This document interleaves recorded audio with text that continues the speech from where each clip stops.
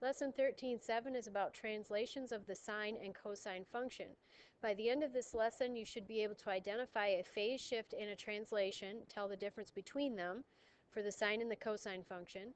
You should be able to graph translations of sine and cosine functions and write an equation of a translated graph of a sine and cosine function.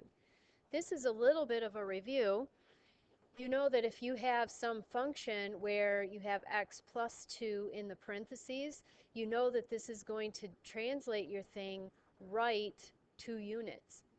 When you're going left and right, this is called a phase shift. If you're going up and down, it's called a translation. So in each of these cases, this is your h value, h value, h value, and the h value will translate left and left and right translations are called phase shifts. So in example B here, this would phase shift left 4 units, and the sine function would go left 3 units. So let's give it a try. So we're going to start with the parent function y equals sine x.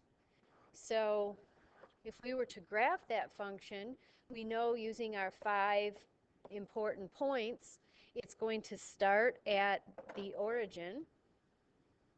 It will go up to its maximum value. In this case, that's 1. So it's going to go up to 1. Actually, I should make this shorter. We'll say 1 is about that high.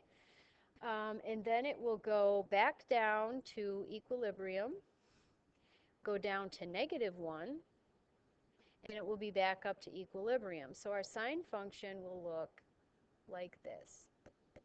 This is our parent function that we're going to translate. And we know that the scale across here, the period to a sine function is 2 pi over b. Since b is 1, that means the period is 2 pi. So to the end of this cycle is 2 pi. So the middle is 1 pi. The first tick mark here is a half pi. So that means in the middle is 1.5 or 3/2 pi. So there's our parent function. If we were to take this and translate it according to A here, that means we're going to take all the pieces and go up 3 units. So let's mark up 3 units. So our starting point will be up 3 units. Our next point is up. So the entire function ends up going up here. The whole thing is translated up 3 units.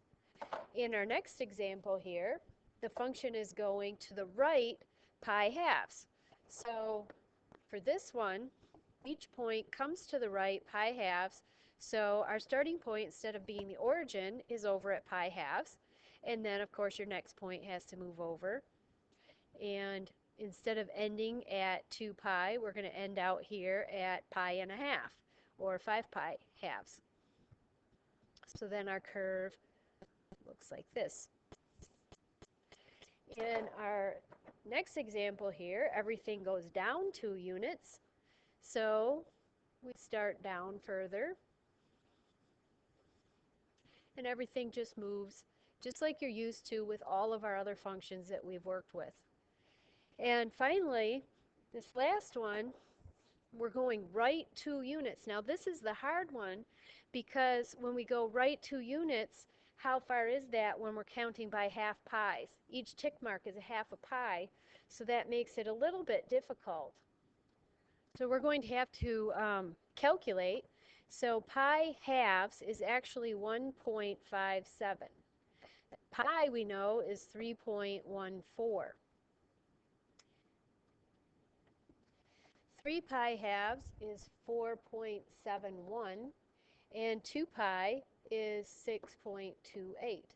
So if we're going to take each point and go right 2 units, we're going to have to start this thing at 2, which is going to be somewhere in here. And then our next point is going to be at 3.57, so that's right about here. And our next point will be at 5.14, about here. Add 2 to 4.71 and we get 6.71, so right about here. And add 2 to 6.28 and we're at 8.21, so we're over here. So moving 2 units to the right when we're counting by pi halves is just a little bit tricky.